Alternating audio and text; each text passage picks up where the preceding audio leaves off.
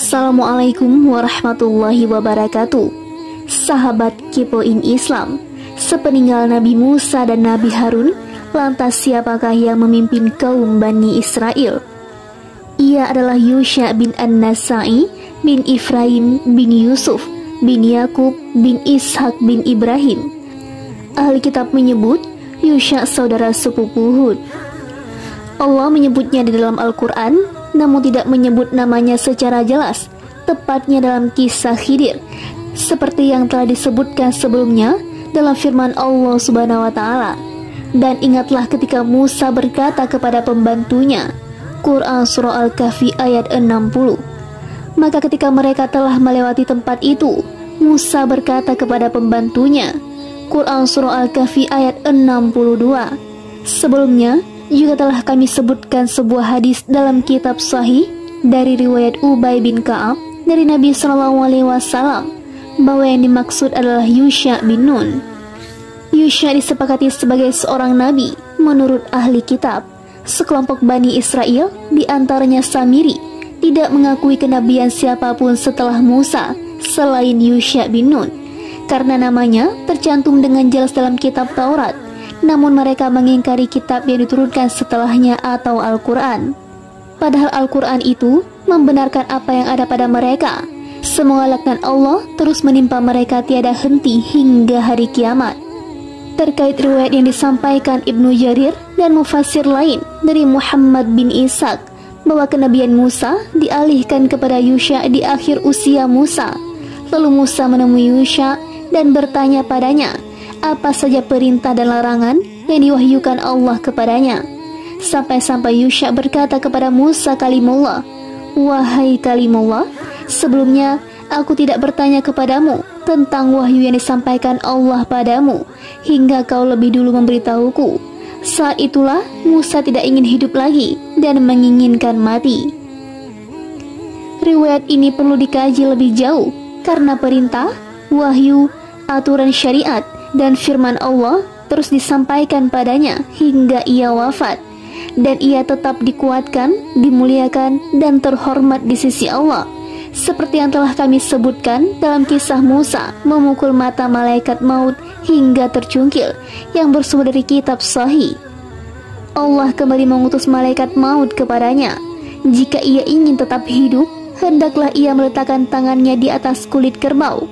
Maka setiap bulu yang tertutupi tangannya baginya 1 tahun untuk ia jalani. Musa kemudian bertanya, setelah itu apa? Malaikat maut menjawab, setelah itu kematian. Musa lalu berkata, sekaranglah saatnya. Ia memohon kepada Allah agar mendekatkannya ke Baitul Maqdis sejauh lemparan batu. Permintaannya ini dikabulkan. Riwayat yang disampaikan Ibnu Ishaq ini murni bersumber dari kitab-kitab ahli kitab, karena dalam kitab-kitab yang mereka klaim sebagai Taurat disebutkan wahyu tetap diturunkan kepada Musa kala diperlukan hingga masa akhir hayatnya, seperti yang diketahui melalui rangkaian penuturan kitab mereka yang ada di peti di dalam Kubbatuz Zaman. Dalam kitab ketiga mereka menyebutkan Allah memerintahkan Musa dan Harun untuk mendata kabilah-kabilah Bani Israel dan menunjuk 12 pemimpin untuk masing-masing kabilah, atau yang disebut dengan naqib. Perintah ini tidak lain dimaksudkan agar mereka semua bersiap untuk perang melawan orang-orang jahat selepas mereka keluar dari situasi membingungkan. Saat itu masa 40 tahun hukuman tersebut sudah hampir berakhir. Karena itu sebagian ahli kitab menyatakan Musa mencungkil mata malaikat maut karena Musa tidak mengenali wujudnya, mengingat ia diperintahkan untuk suatu hal yang ia harapkan bisa terwujud pada masa hidupnya. Namun takdir Allah menentukan bahwa perintah itu terlaksana tidak pada masa hidup Musa, tapi pada masa pelayannya Yusha bin Nun. Seperti halnya Rasulullah SAW, beliau bermaksud untuk memerangi Romawi di Syam. Setelah sampai di Tabuk, beliau pulang pada tahun tersebut, yaitu tahun 9 Hijriah. Setelah itu menunaikan haji wada pada tahun 10 Hijriah. Kemudian pulang, lalu menyiapkan pasukan Usamah ke Syam. Mereka pergi dengan diantar langsung oleh Rasulullah. beliau sendiri bertekad pergi memerangi Romawi demi menjalankan perintah Allah.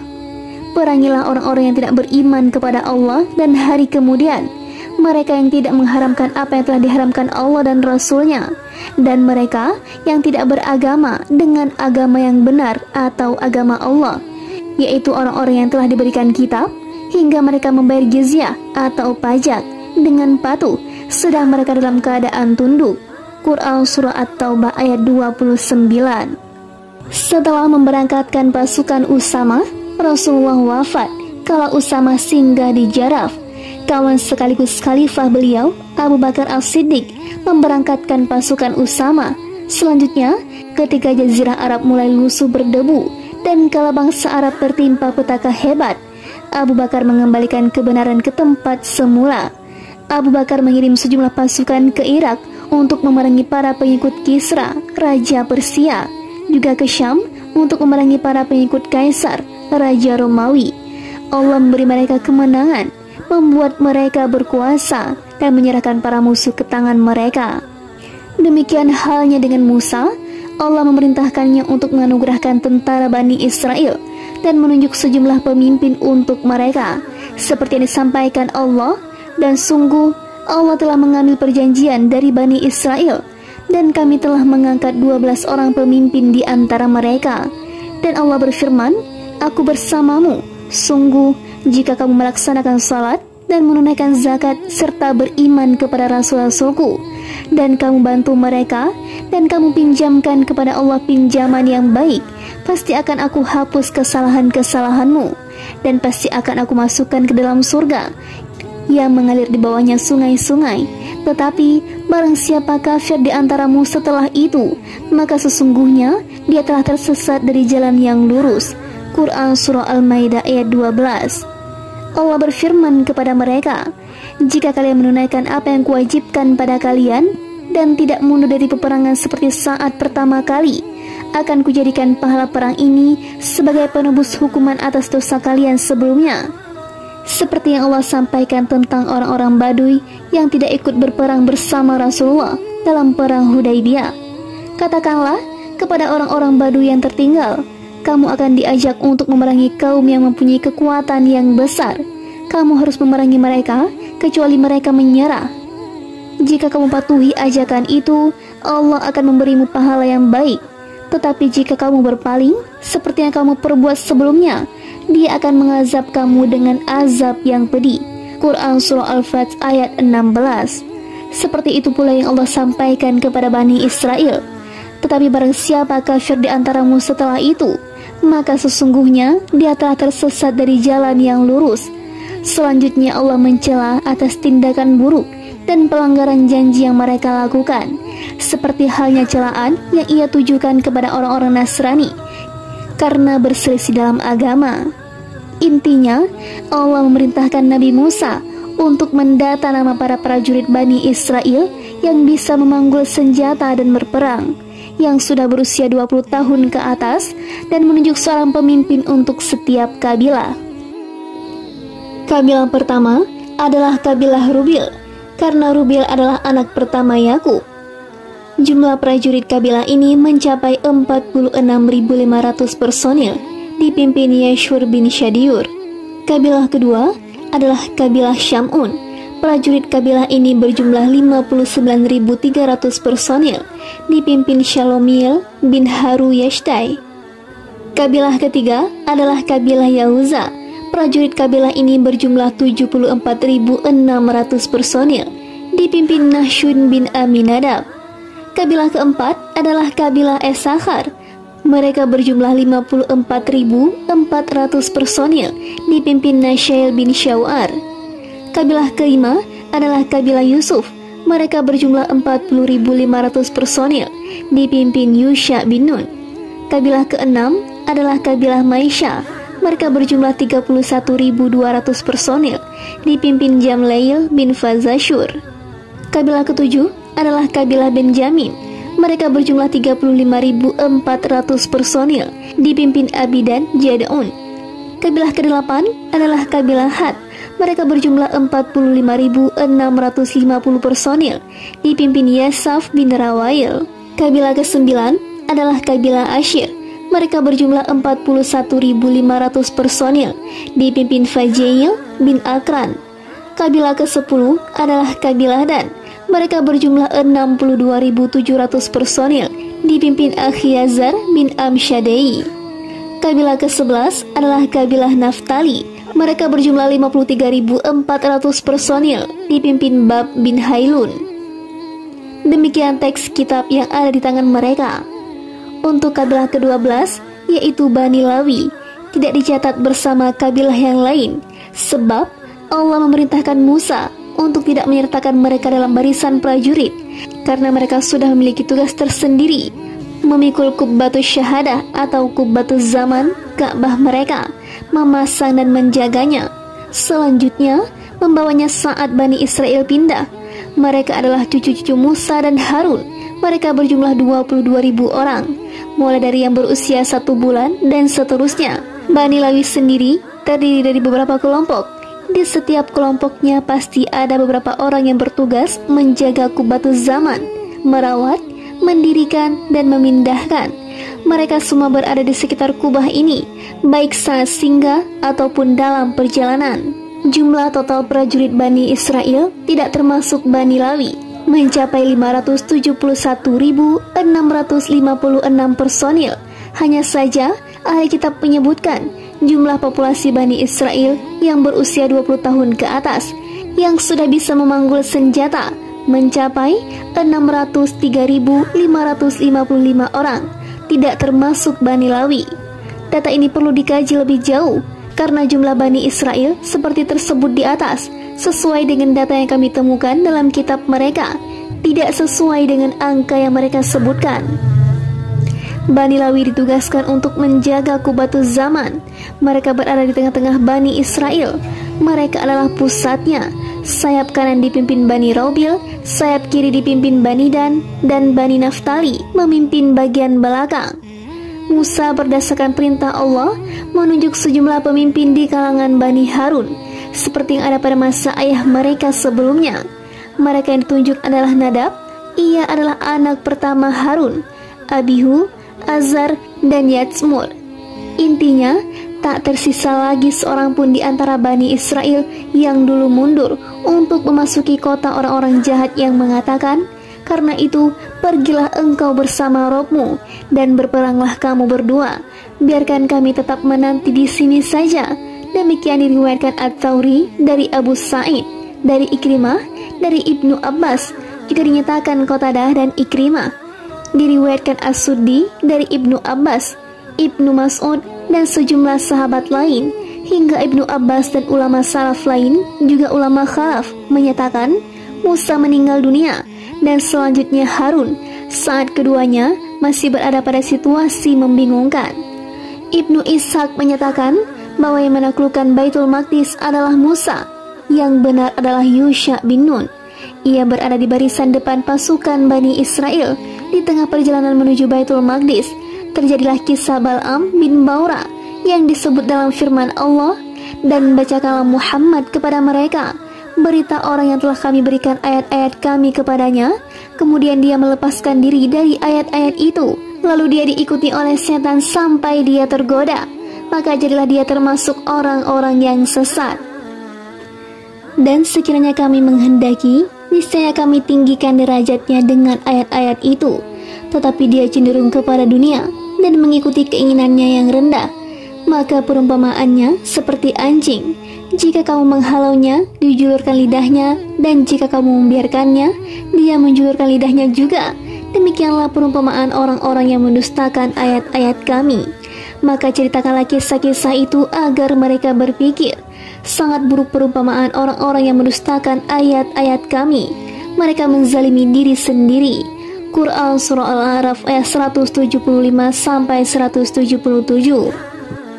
Menurut pernyataan Ibnu Abbas dan lainnya, Bal'am mengetahui nama Allah yang paling agung, dan kaumnya memintanya untuk mendoakan keburukan kepada Musa dan kaumnya.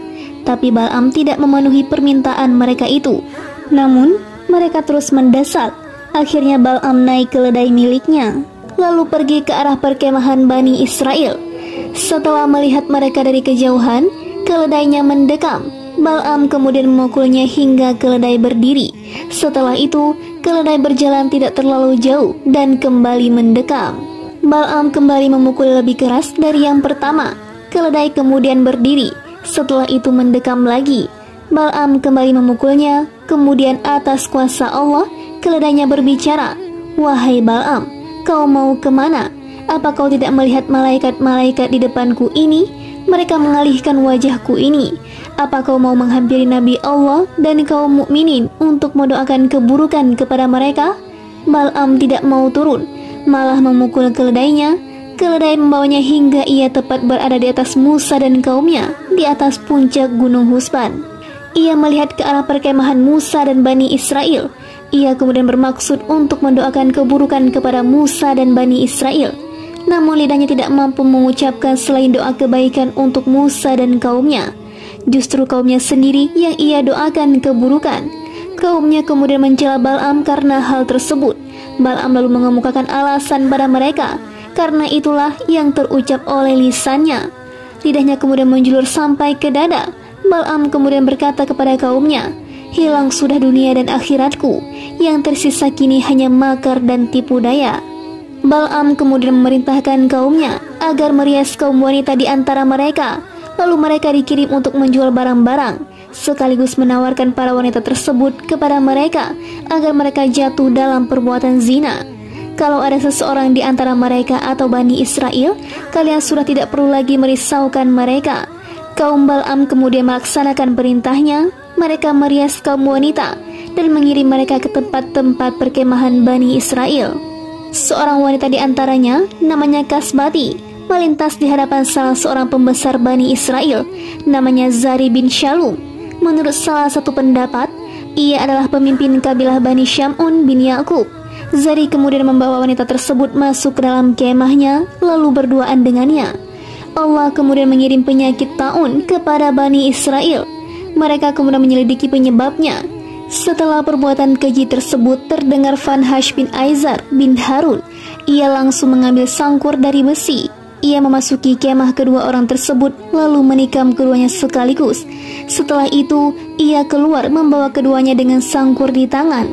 Ia berdiri di atas lambung Zari dan menyandarkan kasbati di jenggotnya. Ia kemudian mengangkat kedua tangannya ke arah langit lalu mengatakan, "Ya Allah, inilah yang kami lakukan terhadap orang yang mendurhakaimu." Akhirnya penyakit taun lenyap. Jumlah orang yang meninggal dunia saat itu mencapai 70.000 orang. Sementara kalangan yang menilai sedikit hanya menyebut 20 orang. Fanhas adalah anak pertama ayahnya, Aizar bin Harun. Karena itu, Bani Israel selalu memberi anak-anak Fanhas hati, kaki bagian depan, dan kulit hewan kurban setiap kali mereka menyembelih kurban. Anak-anak Fanhas juga selalu diberi harta benda terbaik milik Bani Israel. Kisah Bal'am yang disebutkan Ibnu Ishaq ini benar. Kisah ini disebutkan dalam sejumlah ulama salaf. Mungkin yang dimaksud Ibnu Ishaq adalah ketika Musa ingin memasuki Baitul Maqdis saat pertama kali datang setelah meninggalkan negeri Mesir.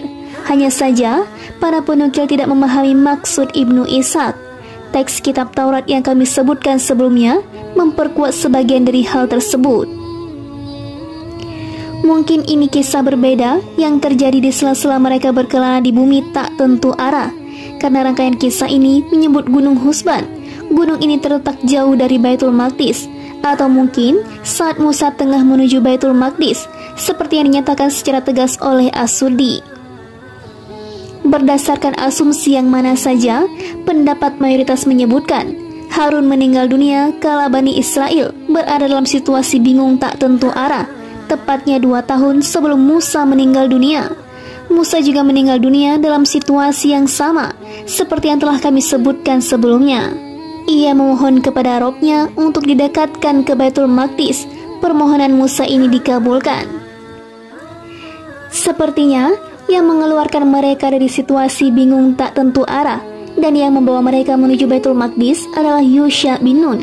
Ahli kitab dan kalangan ahli sejarah menyebutkan Yusha membawa Bani Israel mengarungi sungai Urdun dan menepi di Ariha. Ariha adalah kota dengan benteng paling kuat, bangunan-bangunan paling tinggi, dan penduduk paling banyak. Yusha kemudian mengepung kota ini selama 6 bulan. Suatu hari, mereka mengepung dan menghantam kota ini dengan tanduk-tanduk binatang. Mereka semua bertakbir serentak, hingga benteng-benteng kota ini rusak dan runtuh. Mereka kemudian masuk dan mengambil rampasan-rampasan perang yang ada di dalamnya. Mereka membunuh 12.000 lelaki dan wanita. Mereka memerangi banyak sekali raja. Menurut salah satu sumber, Yusha berhasil mengalahkan 31 raja-raja Syam. Ahli kitab menyebutkan pengepungan Yusha berakhir pada hari Jumat selepas asar, saat matahari terbenam atau hampir terbenam. Kemudian hari Sabtu masuk, hari yang disyariatkan kepada mereka agar fokus beribadah. Yusha berkata kepada matahari, "Engkau diperintahkan, begitu juga aku. Ya Allah, tahanlah matahari untukku." Allah kemudian menahan pergerakan matahari hingga Yusha leluasa menaklukkan Baitul Maqdis. Allah memerintahkan bulan berhenti berputar dan tidak terbit. Hal ini menunjukkan bahwa malam tersebut adalah malam ke-14 bulan pertama. Inilah kisah matahari yang disebutkan dalam hadis berikutnya. Sementara kisah bulan, kisah ini bersumber dari ahli kitab. Kisah ini tidak menafikan kisah matahari, justru menambahkan informasi, sehingga tidak bisa dibenarkan, juga tidak bisa didustakan. Hanya saja, jika kisah ini disebutkan dalam peristiwa penaklukan kota Ariha, masih perlu dikaji lebih dalam. Lebih tepatnya, kisah matahari ini terjadi saat penaklukan Baitul Maqdis yang menjadi tujuan utama, sementara penaklukan kota Ariha hanya sebagai perantara menuju ke sana.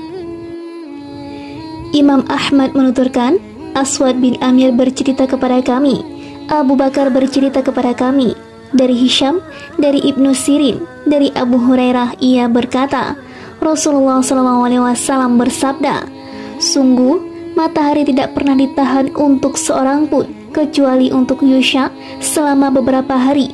Ia berjalan menuju Baitul Maqdis." Hanya Ahmad yang meriwayatkan hadis melalui sanad di atas. Hadis ini sesuai syarat Imam Bukhari. Hadis ini menunjukkan yang menaklukkan Baitul Maqdis adalah Yusha bin Nun, bukan Musa. Dan penahanan matahari ini terjadi saat penaklukan Baitul Maqdis, bukan penaklukan kota Ariha, seperti yang kami sampaikan. Hadis ini juga menunjukkan penahanan pergerakan matahari termasuk salah satu keistimewaan Yusha. Hadis ini menunjukkan kelemahan hadis yang kami riwayatkan bahwa matahari bergerak mundur hingga Ali bin Abi Thalib salat asar karena waktunya habis disebabkan Nabi SAW tidur di atas lututnya. Ali kemudian meminta kepada Allah agar matahari dikembalikan agar bisa salat asar. Matahari akhirnya kembali. Hadis ini disahihkan Ahmad bin Abu Salih al-Misri.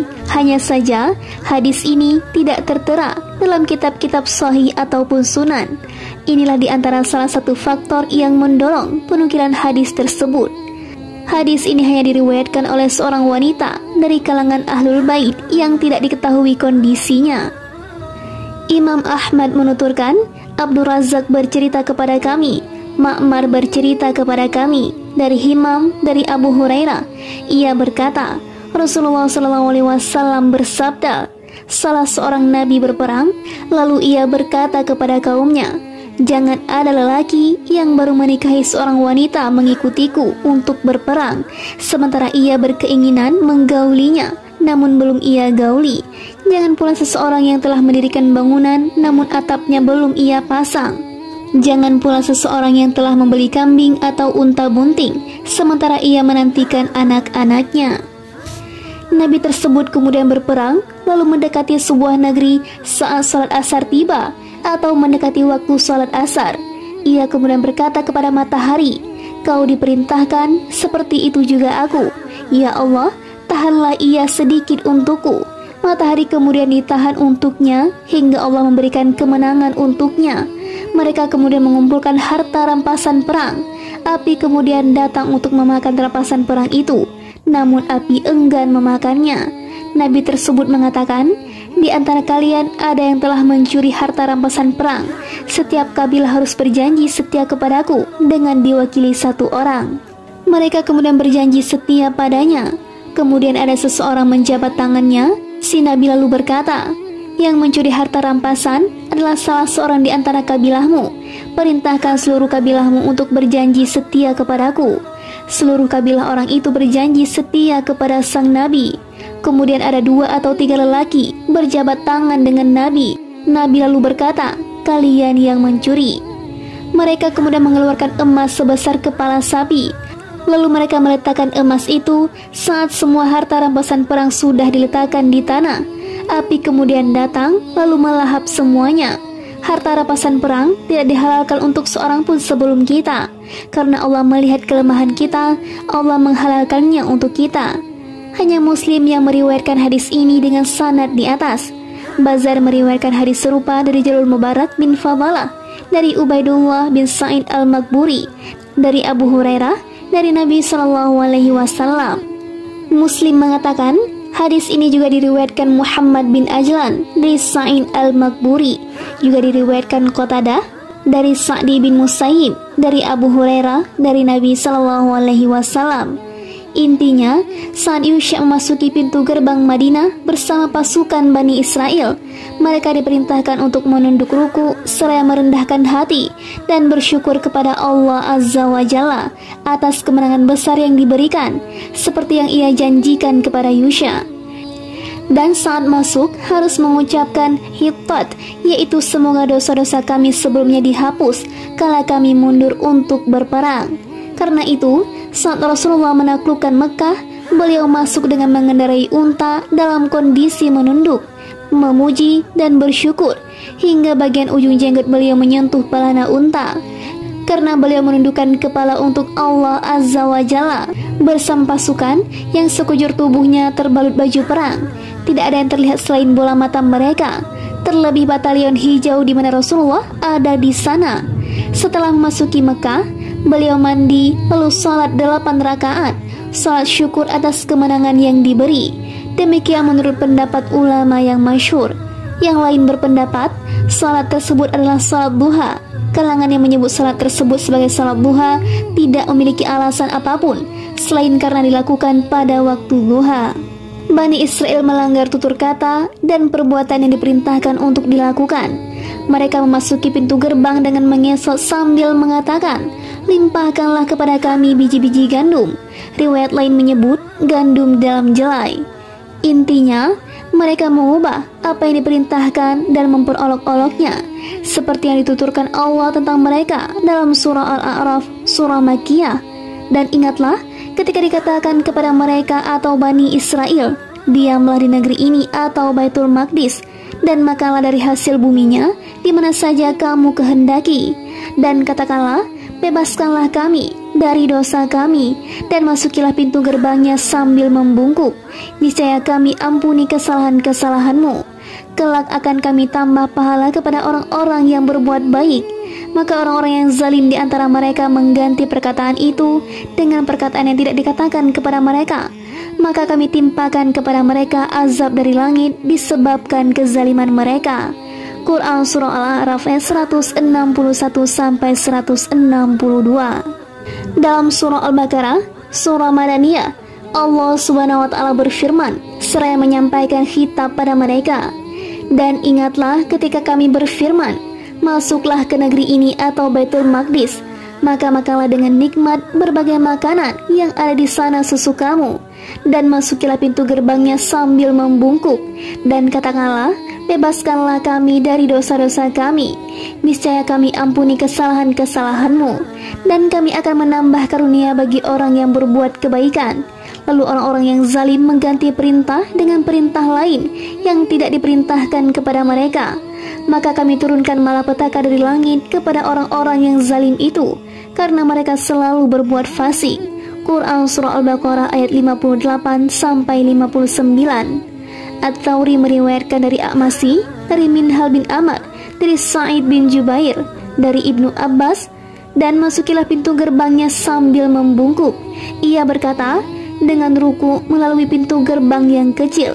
Hadis riwayat Hakim, Ibnu Jarir, dan Ibnu Abi Hatim. Seperti itu juga yang diriwayatkan Al-Awfa dari Ibnu Abbas, juga yang diriwayatkan At-Tawri dari Ibnu Ishaq dari Barra. Mujahid, As-Suddi, dan Dahak menuturkan pintu gerbang tersebut adalah pintu gerbang Hittah, Bait Elia atau Baitullah, Baitul Maqdis. Ibnu Mas'ud mengatakan, Mereka memasuki Baitul Maqdis dengan menutupi kepala, kebalikan dari perintah yang seharusnya. Ini tidak menafikan penuturan Ibnu Abbas bahwa mereka memasuki pintu gerbang Baitul Maqdis dengan mengesot di atas pantat. Seperti itulah yang disebutkan dalam hadis yang akan kami sebutkan berikutnya. Mereka memasuki pintu gerbang dengan merangkak dan menutupi kepala.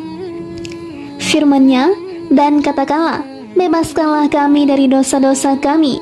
Waw di sini adalah waw haliyah atau petunjuk keadaan, bukan waw ataf atau kata sambung, yaitu masuklah dengan ruku dalam kondisi mengucapkan bebaskanlah kami dari dosa-dosa kami. Ibnu Abbas, Atta, Hasan, Qatadah, dan Rabi mengatakan mereka diperintahkan untuk memohon ampun. Imam Bukhari menuturkan, Muhammad bercerita kepada kami, Abdurrahman bin Mahdi bercerita kepada kami, dari Ibnu Mubarak, dari Ma'mar, dari Himam bin Munabbih, dari Abu Hurairah, dari Nabi SAW beliau bersabda, dikatakan kepada Bani Israel, masukilah pintu gerbangnya sambil membungkuk, dan katakanlah, bebaskanlah kami dari dosa-dosa kami, niscaya kami ampuni kesalahan-kesalahanmu. Mereka mengubah perintah ini, lalu memasuki pintu gerbang dengan merangkak di atas pantat-pantat, lalu mengucapkan, limpahkanlah kepada kami biji-biji jelai. Hadis riwayat Imam Bukhari, Muslim, dan At-Tirmizi dari Abdul Razak. At-Tirmizi berkata, hadis hasan sahih. Muhammad bin Ishaq mengatakan, mereka atau Bani Israel mengganti perintah itu, seperti yang diceritakan oleh Salih bin Kaisan kepada Ibnu Katsir.